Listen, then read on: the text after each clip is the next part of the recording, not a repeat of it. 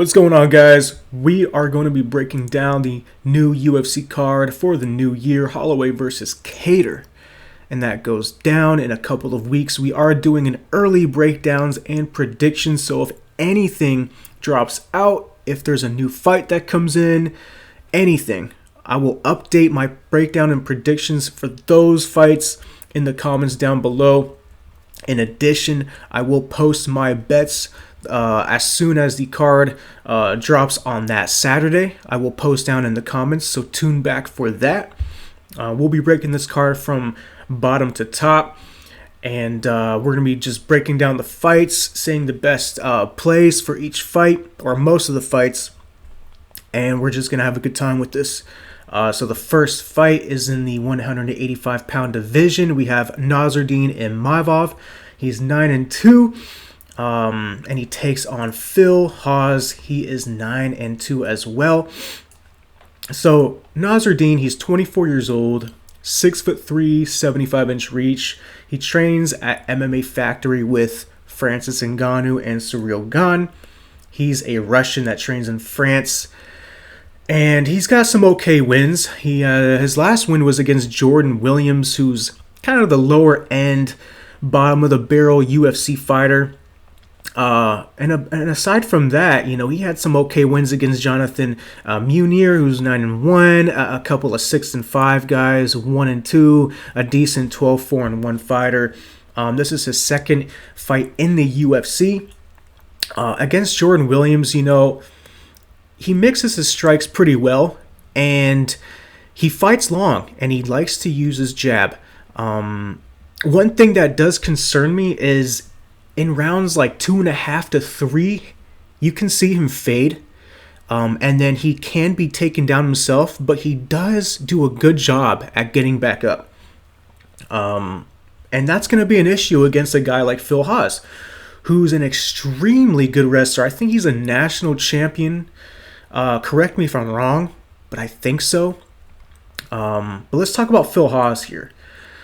He's 6 foot, so he's going to be quite a bit shorter. But he's going to have a 2-inch reach advantage, which is interesting. But I do believe with the height differential, Hawes is going to have a hard time landing that bomb. Hawes is a very, very heavy hitter. And he just loads up his shots, and he tries to go for the kill early on. He's 31 years old, trains at Hard Knocks 365, another decent gym. He is 1-0 in the UFC. If we count Contender Series, he's 2-0, but I don't really. He got the win against Jacob Malkoun, bottom of the barrel. And then before that, a couple of okay guys, 6-3, 11-7, 13-10. He does have some notable losses, but this was like 3-4 years ago against Julian Marquez. He got finished. Lewis Taylor and then Andrew Sanchez on The Ultimate Fighter, but he's a different fighter, I believe, from when he fought those guys, so we'll just disregard those. One thing that stands out to me about Phil Hawes is this guy will gas after the first round because he tries to go for the kill, he tries to finish, he loads up his shots, and he hits really hard, and you have to watch out for that because he has heavy top control, heavy kicks, heavy ground and pound when he gets on top. But if it goes past the first, he's in trouble. He's in trouble. Unless he's worked on his gas tank, he's in trouble. I'm looking at the consensus here. I'm looking on Tapology, by the way, and 77% are going for Phil Hawes, and I don't know why. I get it. You see the guy, he's built like a brick shithouse, and he's got some scary power. The guy can't go past one round. What am I seeing here? Imavov is more durable. I mean, sure, he's gotten clipped before, but he's going to be taller. I think Hawes is going to have a hard time landing his power shot.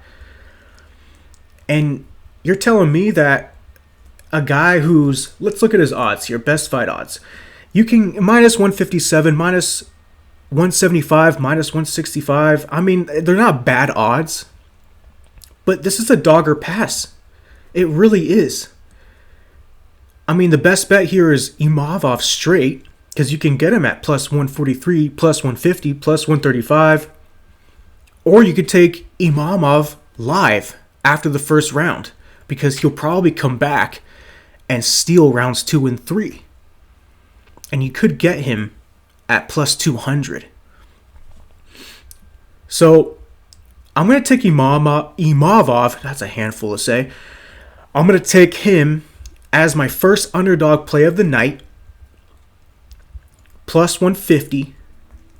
Or you could take Imamov after round 1. All right. Next fight, David Zawada versus Ramazan Emeev.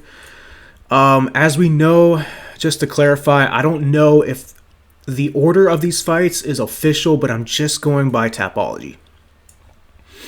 So we'll start with David Zawada. He's 17-5. He's on a 1-fight win streak. He's 6 foot, 170 pounds, 30 years old, so he's coming into his prime, 75-inch reach. He trains in a UFC gym in Germany. Not sure how reputable that is, but it's something. He hasn't fought since November of 2019, so he's taken like a good year and a few months off.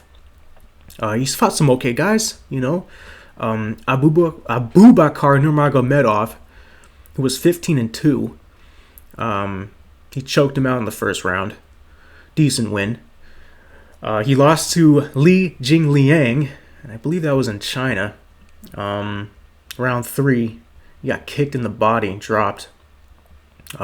Danny Roberts lost a split decision, and then prior to that, he got some okay wins in KSW, nothing really to write home about. I feel like since this fight is in Abu Dhabi, it's not in Vegas, they're giving Ramazan a winnable fight. You know, it's pretty obvious what the UFC's trying to do here, and the judges, if it goes to a decision, which more than likely it will, they will favor Ramazan Emeev because he's Russian. David Zawada is just tough. Like, this guy is a tough SOB. You know, he's taller than Ramazan. He's going to have a longer reach. I believe that he fought the higher level of opposition in the UFC, even though he lost. His losses are still better than Ramazan's wins. You know, this guy is just tough. I mean, he's a well-rounded fighter, but he's not, like, he's nothing to write home about, let's just say. Ramazan Emeev, he's 19-4. He used to fight at middleweight, but now he fights at welterweight, so he's used to fighting the bigger guys, but still, I feel like David Zawada by fight day will be bigger. We'll see. He's 5'10", 68-inch reach. He's 33, so he's still in his prime. He trains with some decent guys in Russia. I know that. His last win was against Nicholas Stoles, a guy who was making his UFC debut. Nothing to write home about there. He lost to Anthony Rocco Martin in a decision, pretty uneventful decision, may I add. And then a few other wins. Stefan Sekulic, Alberto Mina, Sam Alvey. You know, I'm not really impressed. You know, he has a lot of experience, but I'm not really impressed with his UFC tenure. I mean, like I mentioned earlier, this fight's probably going to go to a decision, and it's probably going to favor Emeev if it does. Let's look at the fight odds, if I can find them. They're not in order on best fight odds. Where is he at? Oh, come on. There we go. So you can get David Zawada plus 220, plus 197, plus 226. So around the plus 200 range. And then Ramazan minus 250, minus 250, minus 254. I think Ramazan will win a decision, and I think that's a good prop. I think you can get a better price on that. Ramazan by decision because this guy's a decision machine. And I don't see him finishing David Zawada because Zawada's tough as hell. So I think that straight prop, if you can get good odds on it, would be better. I don't recommend parlaying that. If you're super confident in Ameev and you don't want to do that prop, then by all means. But I wouldn't recommend it. Ameev by decision, that's your pick. All right, next fight. We have, I think it's Bethe Correia versus Yanan Wu. Bethe Correia, the girl who everyone remembers her from Ronda Rousey. Like when you ask somebody, hey, you remember Bethe Correia? Yeah, she's the girl that got knocked out by Ronda. And then after that, she got finished by Holm. She lost to Pannie Kianzad in her last fight. She had an upset win against Sijara Eubanks, which was not bad. She had a draw against Marion Renault. I mean, she's a UFC vet in the women's division. Let's not get it wrong. She's fought probably the best of the best in that division. Pennington, Rousey, Holm, Aldana. And she has okay wins. You know, she's a pressure fighter, but she's not too technical. And she fights like her nickname, Pitbull. She comes at you. Sloppy comes at you. She's 37. This is her last fight. She announced it. This is her retirement fight. So bear in mind, her mind is already out the door.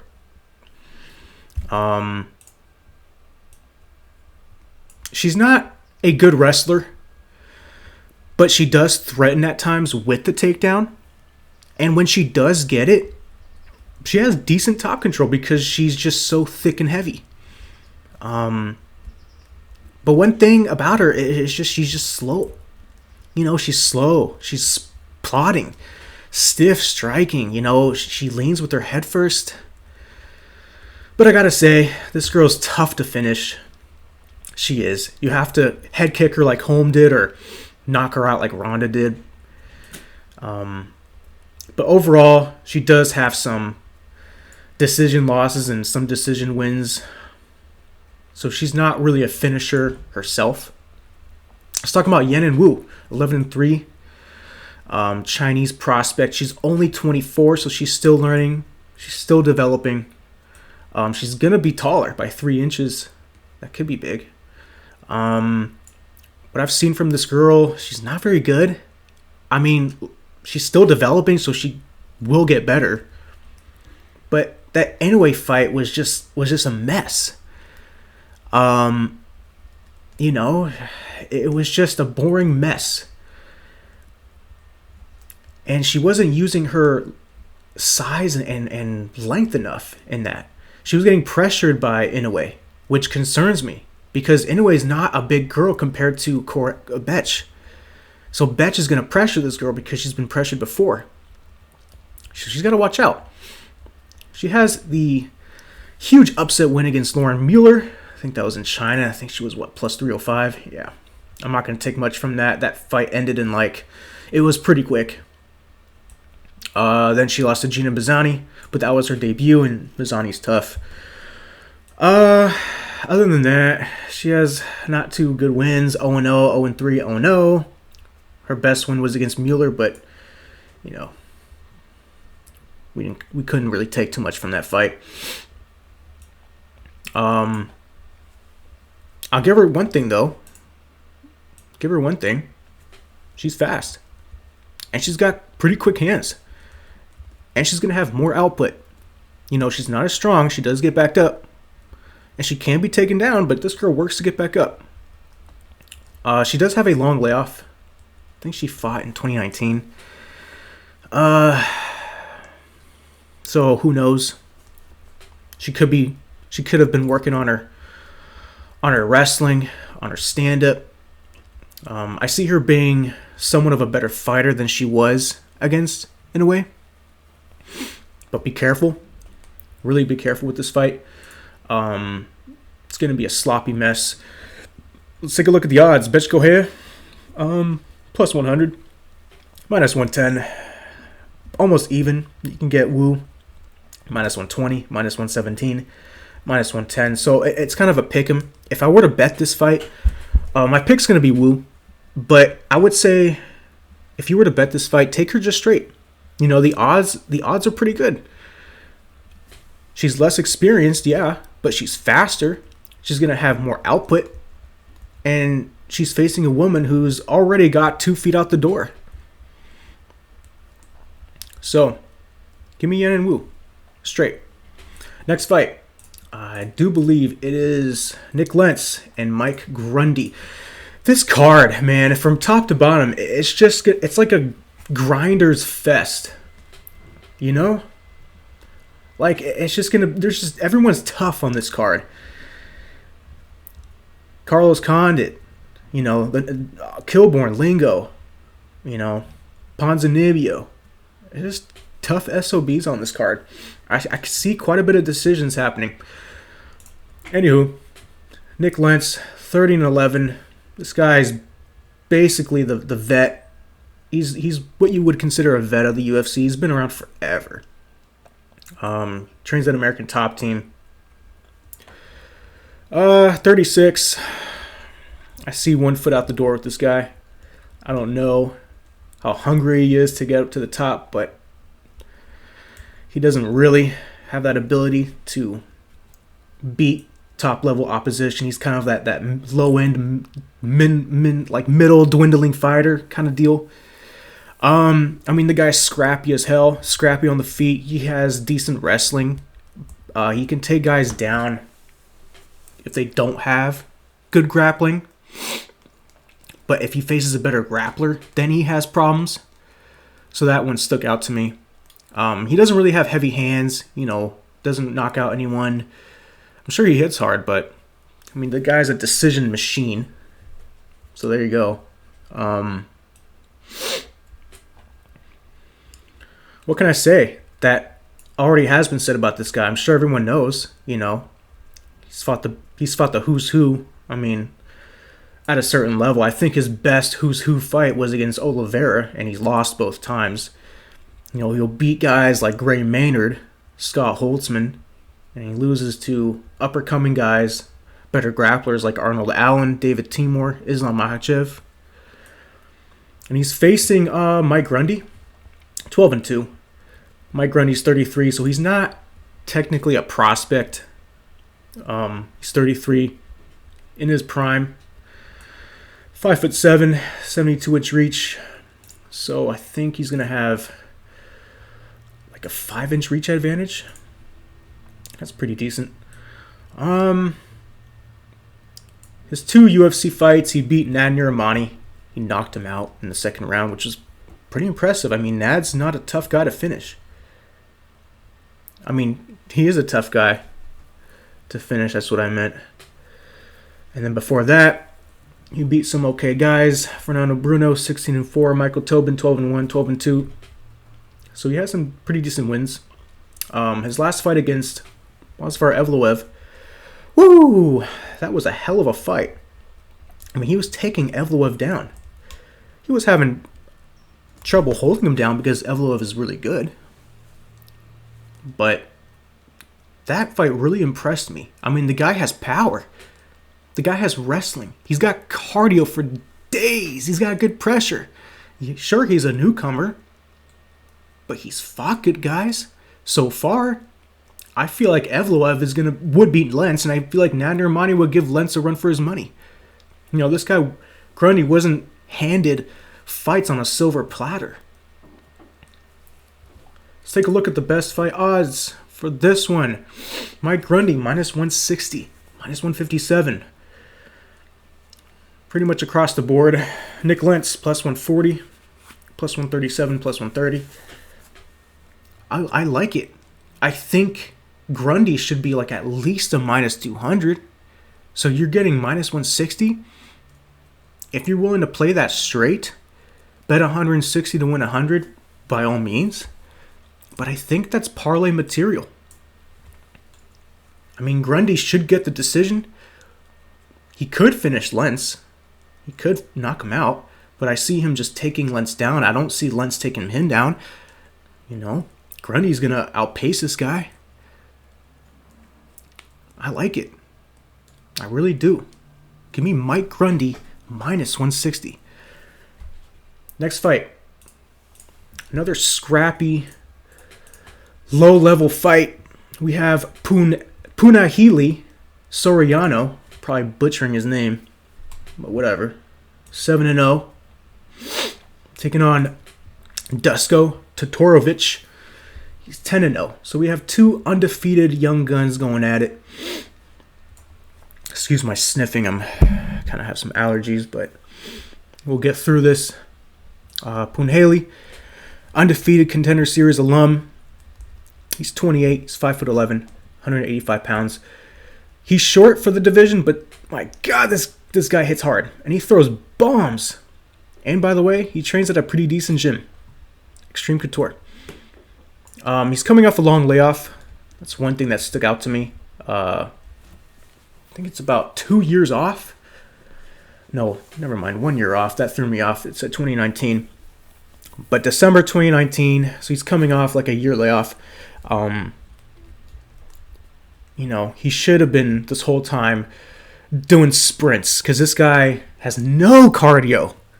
I mean, this guy slows down and starts breathing like Greg Hardy after the first round. So, for his sake, I hope he was working on his conditioning. This guy has heavy hands. Like I mentioned, you don't want to stand in front of him. He's going to knock you out. His stand-up is wild. It really is. He just throws. This guy does need work on the ground. You know, he's got decent ground and pound, but he can be reversed by better grapplers. He beat Oscar Pichota, who's no longer in the UFC. He got the boot. I mean, Oscar was a guy at one point who looked decent, but then became the guy that everyone should beat to make it to the next level or to get that next fight. Knocked him out. Looked tired after when he did it, so there's that. Beat Jamie Pickett, decision on the Contender Series, and then before that, a couple of 5-1, 4-1 wins. Decent. Let's take a look at Dusko. Dusko is going to be the taller guy, 6'1", 26, 74-inch reach. His last win, again, a Contender Series alum, undefeated. So he beat Daquan Townsend in his last fight. And he looked good. I mean, again, Daquan is another guy that the UFC puts in there for you to get the win. And I don't think he's in the UFC anymore. He beat Daquan Townsend like he should. He looked good, round 2, ground and pound. And then Teddy Ash on the Contender Series, 14-4. And then he beat Michel Pereira in 2018. Knocked him out in the first round. One thing I don't like about Dusko, I mean, the guy has a high chin. I mean, when you're facing a guy like Soriano, dude, cover your chin, man. Because one wild hook is going to put this guy out. But one thing Dusko has going for him, multiple things actually, he's got pretty good cardio. Nice body kicks, really nice body kicks. Nice body shots. He pressures really well against the fence, which I like. Let's look at the odds here. Let's look at the odds if I can find them. Here we go. Dusko minus 160, minus 161, minus 157. Soriano plus 140, plus 130, plus 130. Same thing like Grundy, minus 160. I like it. I like Dusko to win. I do. Minus 160 is parlayable. You could do Dusko Grundy parlay. That pays out well. You can do Dusko straight if you're willing to risk that money on Dusko. He just has to get past that first round, and if he does, he takes full control of the fight. He needs to tuck that chin in, don't keep it high. Make Punahele swing for the fences, miss, which I think he will. Tire him out, take over. I made the mistake earlier of not doing the consensus for the other fights. Kind of blanked out on that.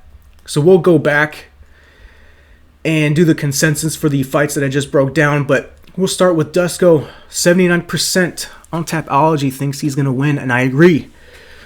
I mean, could it be 75%? Yeah. I think 79 is just a tad bit high, but I do like him to win.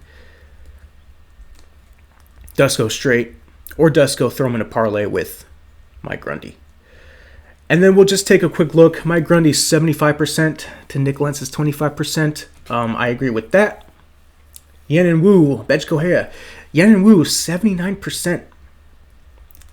That's way too high for a girl that's just coming in. Inexperienced. Still finding her path. Still finding her way. Still learning. Against a veteran, 79% is a little bit high. I'd be wary of that. And then Ramazan, 85%. To David Zawada's 15%. I think that's high too. But people are picking him for obvious reasons. It's in Abu Dhabi. He's a decision machine. He's Russian. He's going to probably take him down, make it a really boring fight. 85 is a little bit high, but I still got him to win, as you know. Moving on to the next one. We have Jacob Kilburn and Austin Lingo.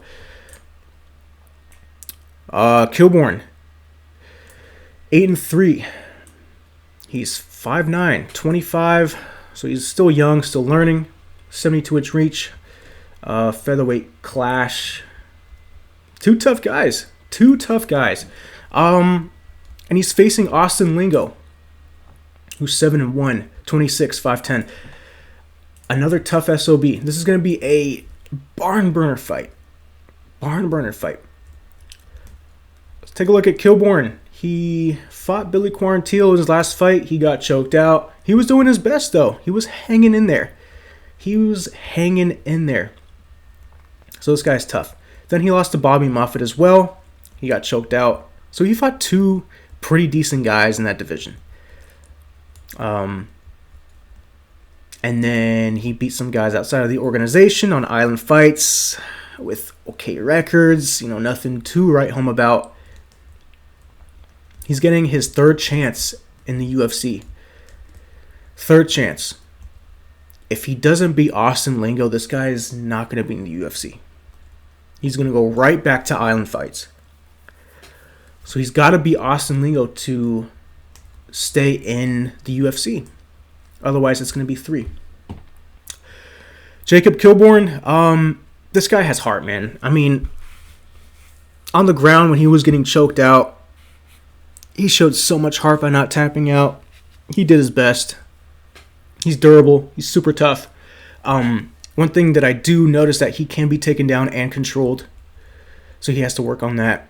I wouldn't question his submission defense because it was against Billy and Bobby Moffett, and those guys are two legit guys.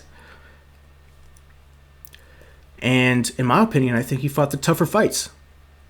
I really do. In the UFC, he fought the tougher guys. So this one should be an easier fight than both Billy and Bobby Moffett.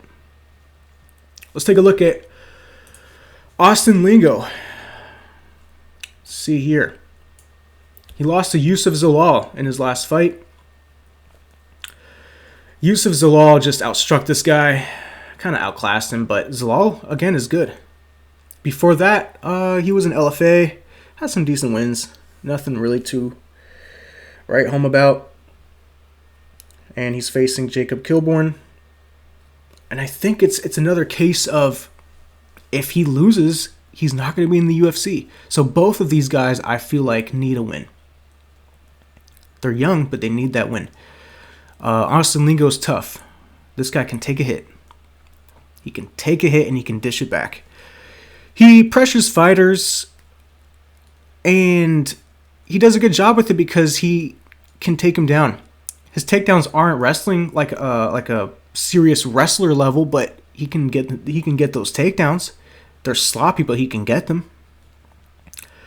One thing, this guy's a round one finisher, and I do see him in some of his fights. He slows down after that round one if he doesn't get the fight out of there.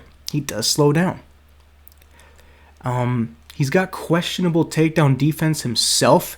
And when he was taken down, I mean, he showed no ground game. He's got some submission wins on the LFA amateur scene against guys who are 1-2, 5-3, 1-3. But against Yusuf Zalal, who's not really a grappler, he didn't show anything. He just gassed. Let's take a look at the consensus. 13% for Kilburn. Austin Lingo, 87%. What? You're telling me 87% of you are leaning Austin Lingo? That's nuts. You guys are crazy. Let's take a look at these odds. Austin Lingo, minus 225, minus 215, minus 222. What the hell am I...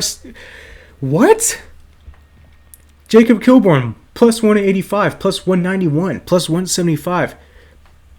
You guys are telling me, you guys are looking at the round 1 finishes in the amateur scenes. This guy's tough, yes. Take him to round 2. Take him to round 3. He slows down. Jacob Kilburn, I can see him taking it to round 2, round 3. Both of these guys are tough. Lingo's not going to submit this guy on the floor. Lingo's not going to knock him out. And vice versa. I don't see Kilburn taking this guy out. This fight's going to be a barn burner, sloppy, fun mess of a fight. And I can see it going to rounds 2 and rounds 3. If it doesn't, Kilburn takes in round 1. I don't see it. The value is on Jacob Kilburn at plus 191, plus 180. Give me the guy who won't gas out. Give me the guy who's tough as hell.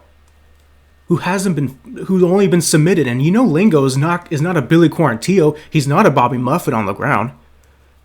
Come on, guys. Kilburn straight. Or if you want better odds, you can take Kilburn live after the first round. You might get better odds, but Kilburn straight. I'm going to take the underdog. Next fight. Sarah Moras, Vanessa Melo. My God, this card has like 100 fights on it. Not complaining, though. Not complaining. Sarah Cheesecake Moras, 6-6. 32. She's in her prime. My God. I'm breaking this fight down. Vanessa Melo, 10-8. Oh, Jesus. I'll make this one quick.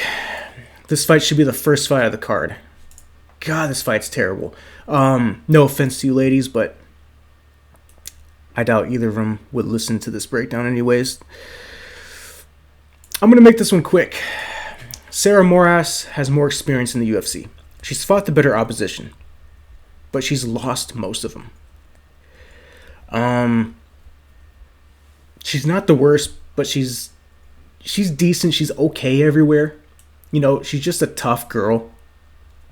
She really is. She is 1-4 in her last 5. How this girl isn't cut yet, beyond me.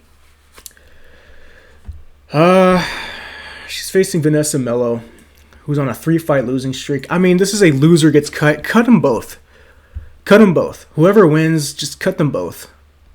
They're both not good. Vanessa Melo lost to Carol Rosa, got outstruck. Tracy Cortez just kicked her ass. She looked okay. Surprisingly, she looked okay, in my opinion, against Irene Aldana for her debut. So I thought this girl would be better than she is, but she's not. And then before the UFC, low level. I mean, this is just the lowest level of women's fight you can watch. And when you have 2 low level fighters, you're taking the underdog. Let's look at the consensus. Sarah Moras, 74%. To Vanessa Melo's 26%. Whatever. You guys are tripping. This should be like a 60-40, 55-45 fight. Because Vanessa Melo knows if she loses this, she's out.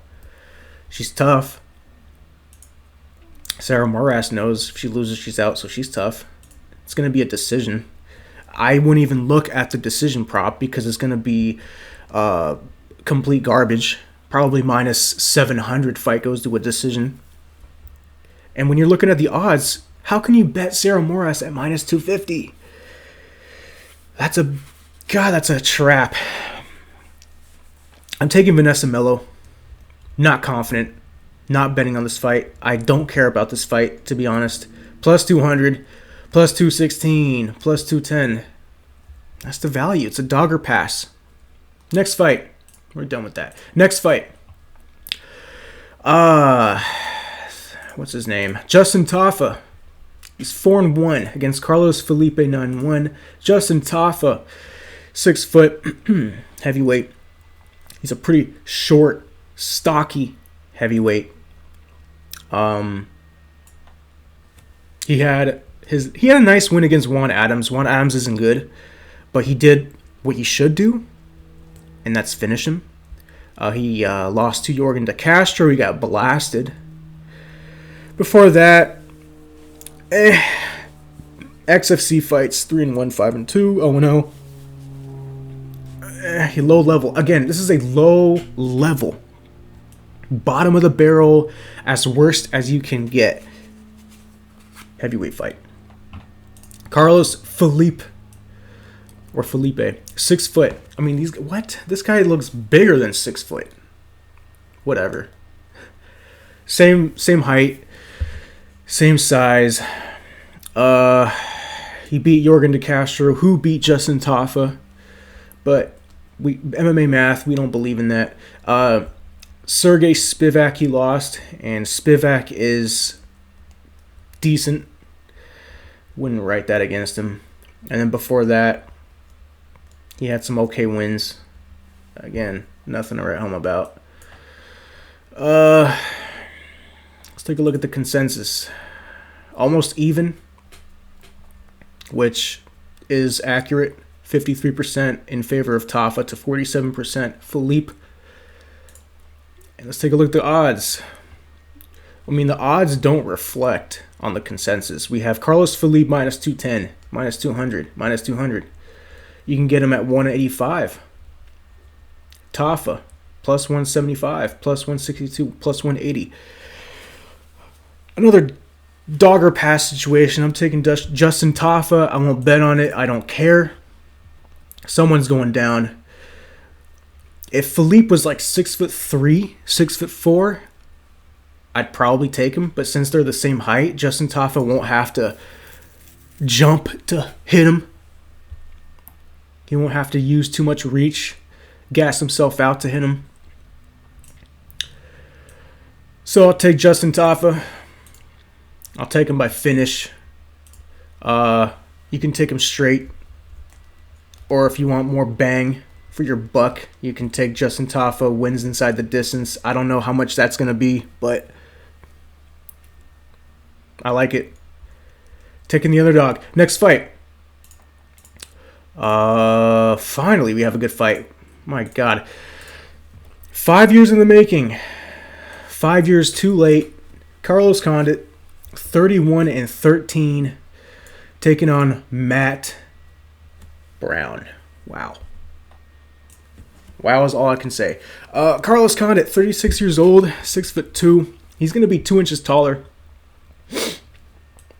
Trains with Jackson Wink. I mean, he's been doing that his whole life. He fought Court McGee in his last fight, and he looked okay. I mean, granted, it's Court McGee, but he looked okay. He looked somewhat, and I say this, he looked somewhat rejuvenated.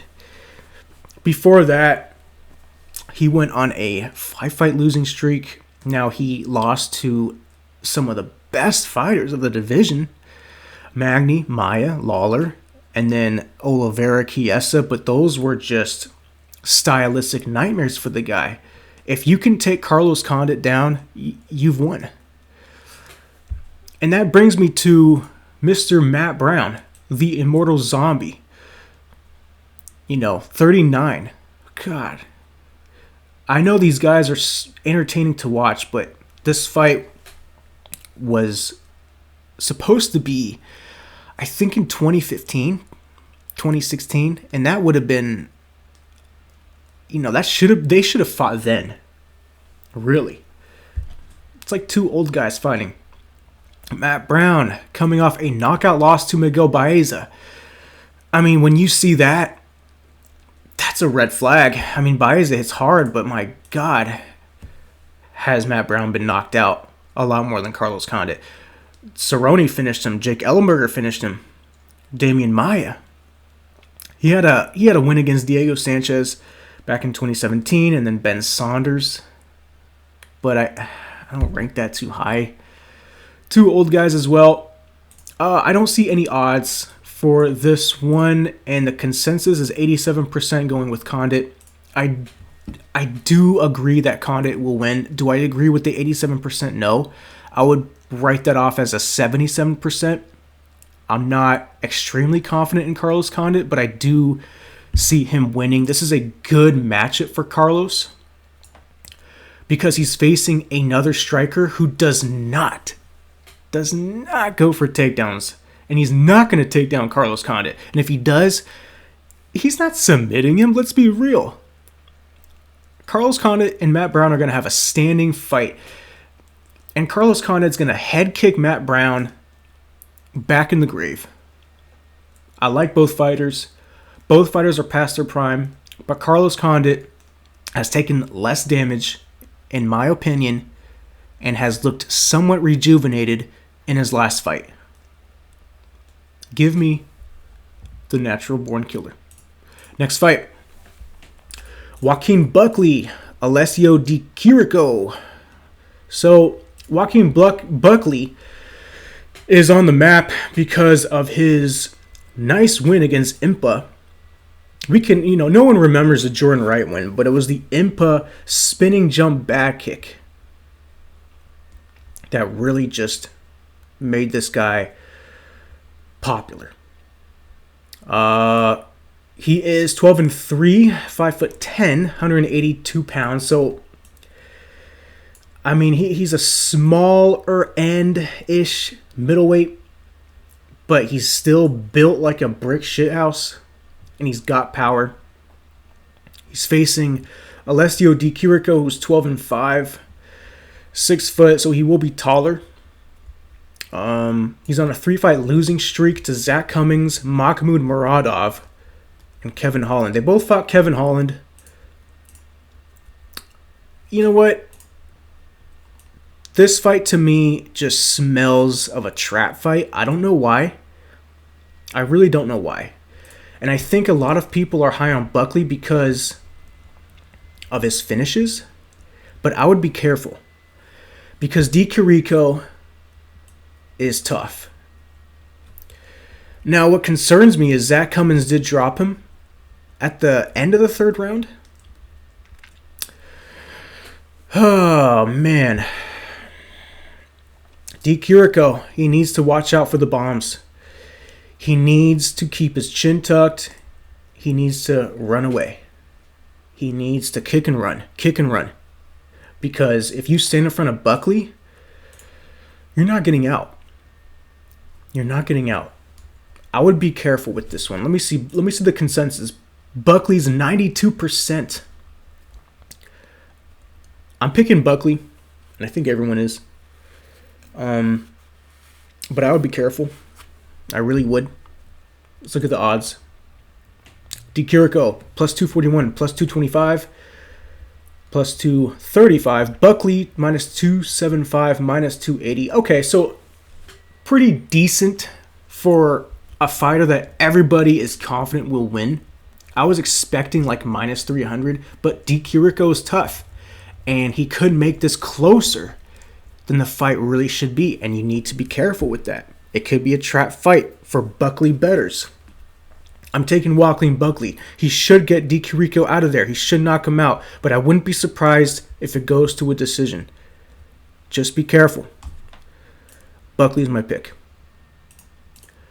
Next fight. Santiago Ponzinibbio. Welcome back. Santiago. And he takes on Jingliang, the Leech. Santiago Ponzinibbio's 27-3. 6 foot, 170 pounds. He is 34 years old. I don't like seeing that. His last fight was against Neil Magny back in 2018, so he's taking a long year off. Long layoff. We don't know. You know, they say ring rust isn't a thing, quotes, but to some fighters it is. And again, this is another fight where I would be careful because of the long layoff. There's a lot of questions. Was he injured? We don't know. He had that nice win against Neil Magny. And we know now how good Magny is looking. After that, or before that, I should say, Mike Perry went to a decision with him, and then Gunnar Nelson. I'm not going to go back any more than that because we're looking at 2016, and I'm sure Ponzinibbio is not the same fighter. He's facing Jingliang, the Leech, 17-6. He's 32, 6 foot, so the same size. Lost to Neil Magny by decision in his last fight. Beat Elizeu Zaleski. That was a pretty good win. Beat David Zawada. And then lost to Jake Matthews. Beat Zach Otto.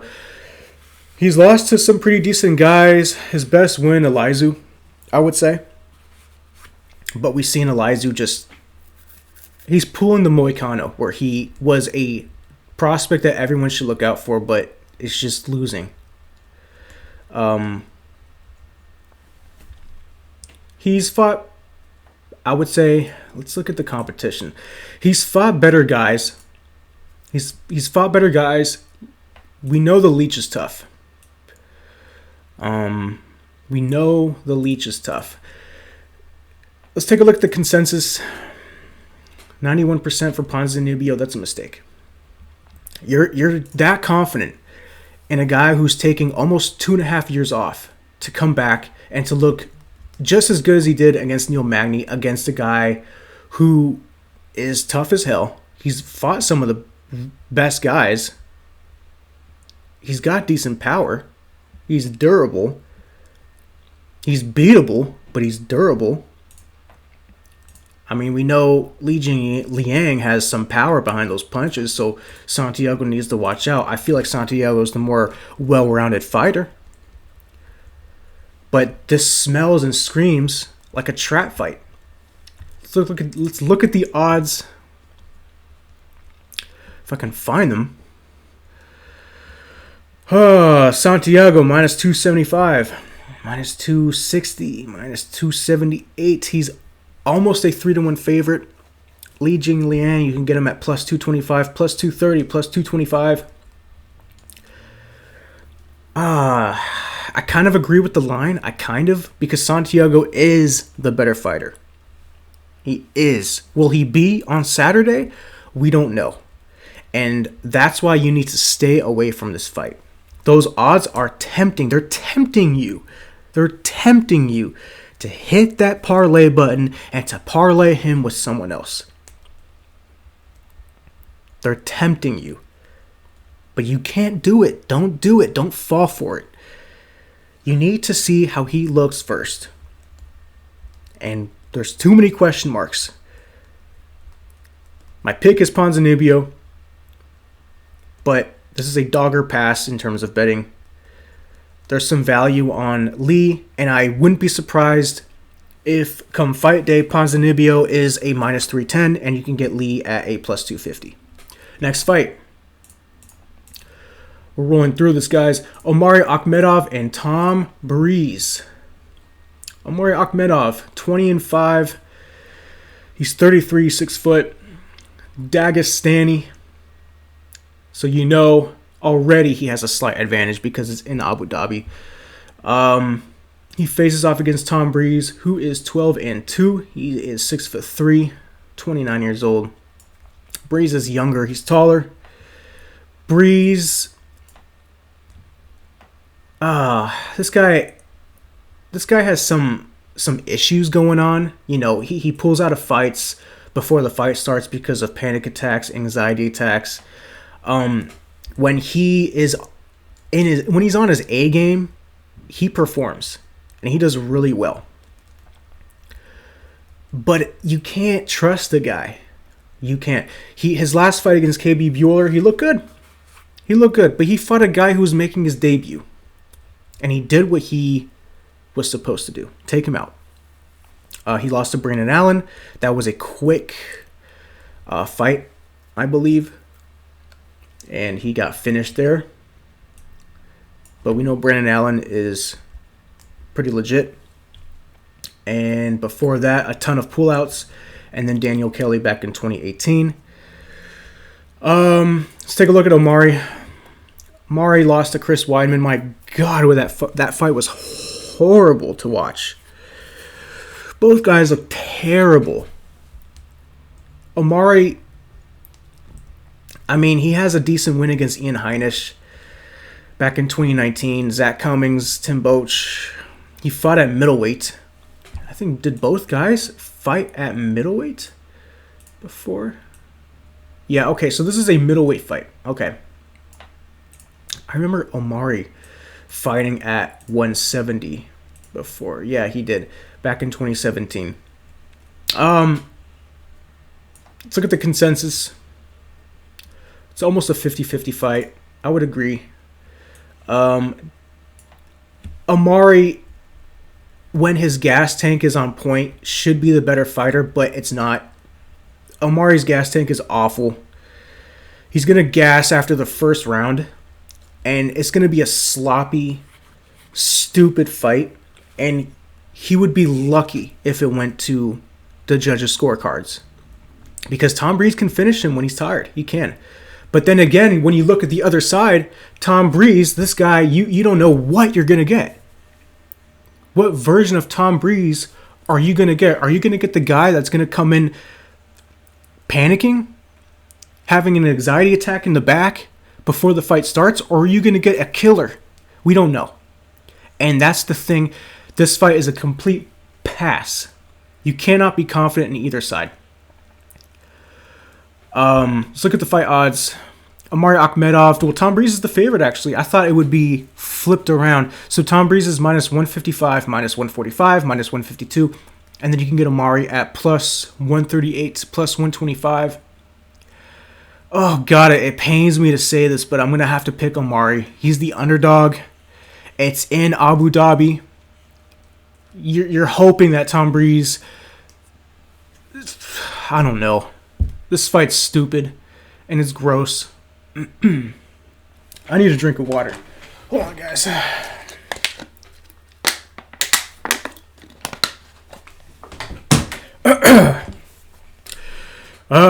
Give me the judges to screw over Tom Breese in this one. Next, Rodolfo Vieira against Anthony Hernandez. I don't know why Ponzinibbio and Lee are before these guys.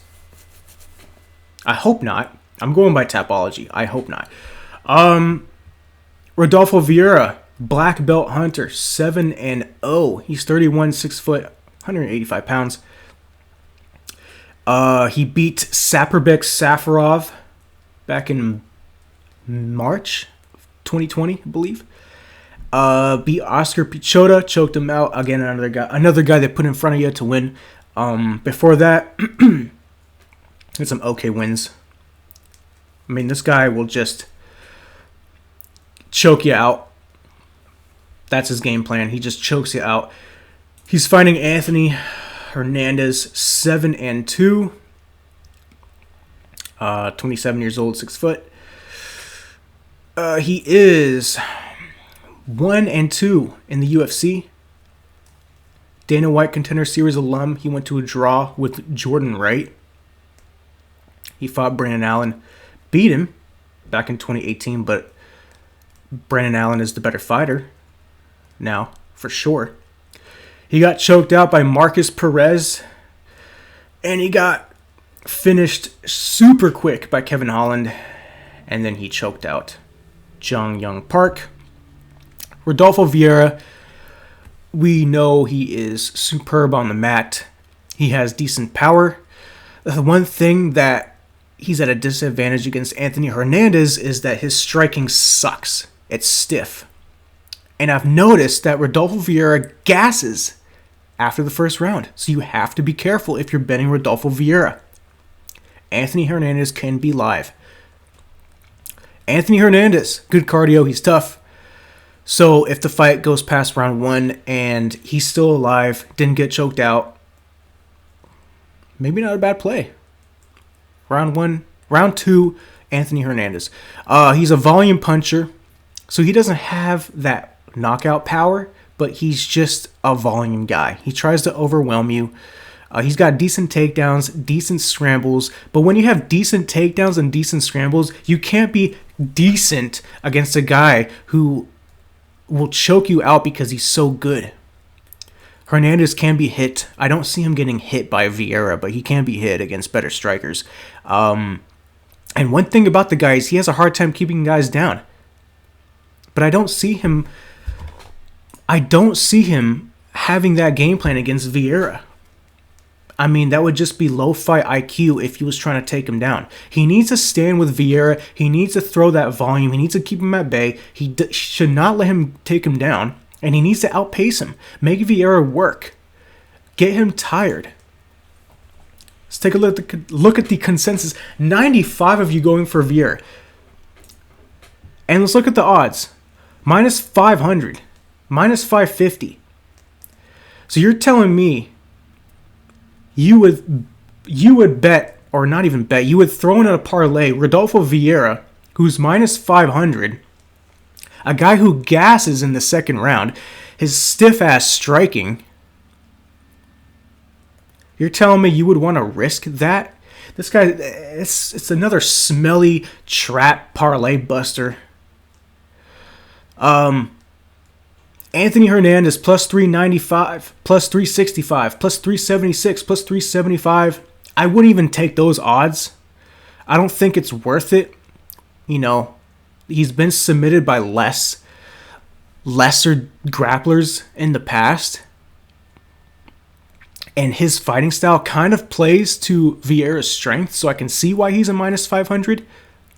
But if this fight goes to the second round, you can bet Hernandez. I would do it. I would bet him. Because he would probably be a plus 500, plus 600. And then Vieira is going to be huffing and puffing like Dan Hardy out there. Listen, the pick is going to be Vieira. He's more than likely going to sub Hernandez. But in terms of betting, it's a dog or pass. And I wouldn't put Vieira in a parlay either. Next fight. We're almost to the main event, guys. Hold on. I'll put the fights in the timestamps. Co-main event, or I hope not. Ricky Simone, 16-3, taking on Brian Kelleher, who's 22-11. So we have Ricky Simone, 5'6", 28 years old. I wouldn't consider him a UFC veteran yet. I mean, he's fought some really good guys, and he's been in the organization since 2018. But he's fighting a true veteran in Brian Kelleher, who's fought it all, seen it all. Let's break down Simone for a second. His last fight was against Ray Borg back in May. It was a split decision. He had some okay takedowns against Borg. He looked okay. His two losses were to Raw Font, who we know is a top 8, top 7 guy. He had a nice win against Marlon Moraes. And then Uriah Faber. My God, did he screw up a lot of people's parlays with that. He got finished by Uriah Faber. And then before that, he beat Ronnie Yaya. He just basically outpaced him, was faster. Didn't let Ronnie Yaya get any of his submissions off. Montel Jackson and then Merab back in 2018. I think Merab beats him now. But that's another topic, another story if they ever fight again. Ricky Simone is younger. They're both very scrappy, but But I see Simone being just a little bit scrappier and having the better wrestling of the two. I see Simone being faster on the feet. One thing that Simone needs to do, he needs to watch his neck, because Kelleher will snatch that neck if he goes for a takedown. He will put his ass in a guillotine if Simone's not careful. Boom, Kelleher. I mean, this guy is like the freaking Nick Lentz of the division. 34 years old, 5'6", been in the UFC since 2017, but he's fought forever for CFFC, Ring of Combat. He has wins over Yuri Alcantara, Damian Stasiak, Henan Barao, and this was Barao, like a version 3 Barao, not very good. His most recent wins were to Ray Rodriguez, who was like a new kid coming in the block, and Brian Kelleher was like, "No, man, take a back seat. You're not going to get a W over me and put me on your resume." Then he lost to Cody Stamann. Cody Stamann, somewhat of a similar fighting style to Ricky Simone. Stand-up is okay, not the best, but he does work his takedowns well. So if Ricky Simone were smart, he would implement the same game plan that Cody Stamann had.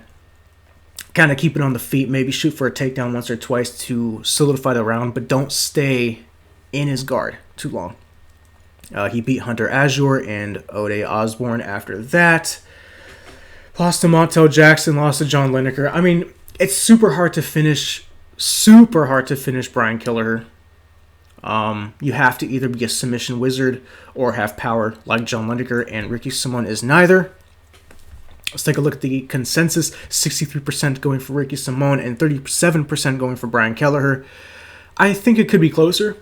I would do it like 55-45, just because Simone has shit the bed before, and his fighting IQ is kind of questionable.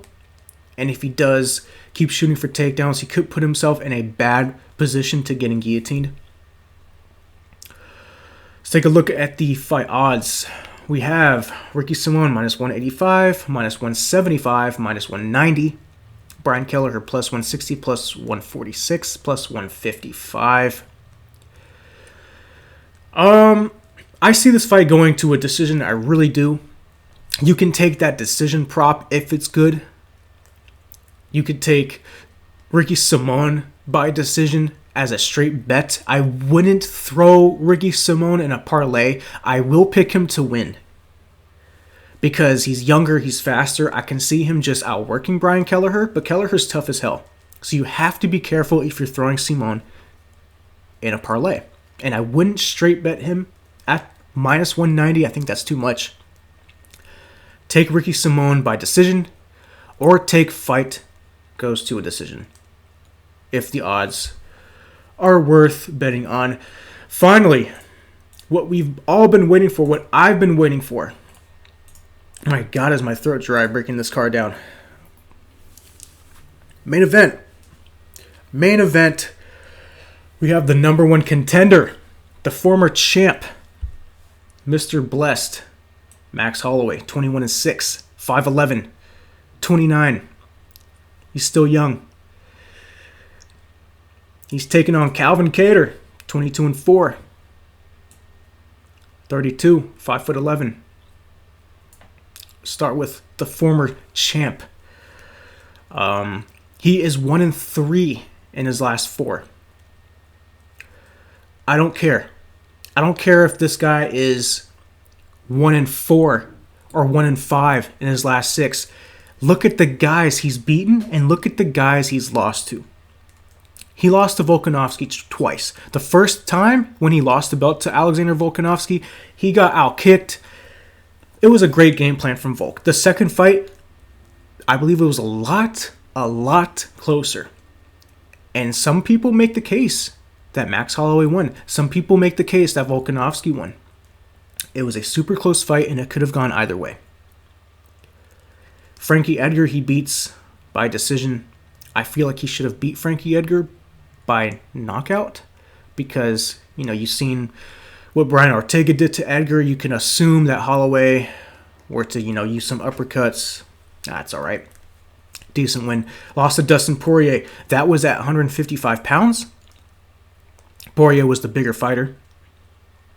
Again, good fight. He beat Brian Ortega. That was a scrappy, fun fight. He just outclassed him. Then he beat Jose Aldo twice. Beat Pettis. Beat Lamas. Stevens. I'm going to stop there. I mean, the list goes on and on. I'm going to stop there. I'm going to base Holloway's performance leading up to this fight from how he fought Volkanovski in his last fight, and he didn't look like he lost a step. I feel like he was hungry to get that title back. He did whatever he could to learn from his first fight, and that speaks a lot. He's a championship fighter. He has a championship mentality. He has 5-round experience. He has volume. He likes to overwhelm people. He doesn't back down. He doesn't, if he gets hit flush and clean, he doesn't back away. He doesn't get dropped. Holloway is the real effing deal. Let's look at Calvin Kattar. I like Calvin Kattar too. I really do. Calvin Kattar is a stud. And the second that I saw him fight Andre Fili, I knew this guy was going to be a problem. He had that nice win against Shane Burgos. He lost to Moicano. I feel like if they rematched now, Kattar would win. Then he beat some guys, Chris Fishgold, Ricardo Lamas, and then he lost to Zabit back in Russia, I believe. And that fight was it was a good fight, but it was just so set up for Zabit to get that decision. They changed it from like a 5-round to a 3-rounder. Zabit, who knows where the guy is? He fell off the face of the earth. I mean, the guy can't go past 2.5 rounds. So they, and of course, judges were to side with Zabit. It was a bad fight to take. But he took it. He looked good.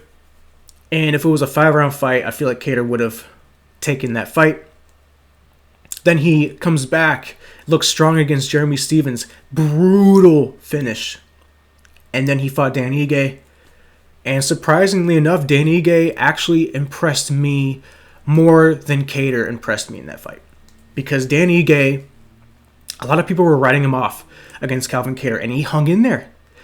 He landed some good shots. He stood his ground against Calvin Kattar, and Calvin Kattar is an absolute elitist in the striking department. His boxing is so smooth, so good. Same with Max Holloway. This is a great fight to start off the new year, and I'm glad that it's 5 rounds. Because if it were a 3-round fight, yes, this fight, in my opinion, 3 or 5 rounds, this fight is going into a decision. I don't see Holloway finishing Kattar, and I don't see Kattar finishing Holloway. This fight is going to go 5 rounds. Both guys it's going to be a pure striking affair. I would be surprised if anyone goes for a takedown in this fight. And if anyone were to go for a takedown in this fight, I think it would be Calvin Kattar. If he's losing to Holloway in the stand-up. But I don't think so. This is going to be a close fight. Let's take a look at the consensus first of all. 75% are going with Holloway. I think that's a little bit high.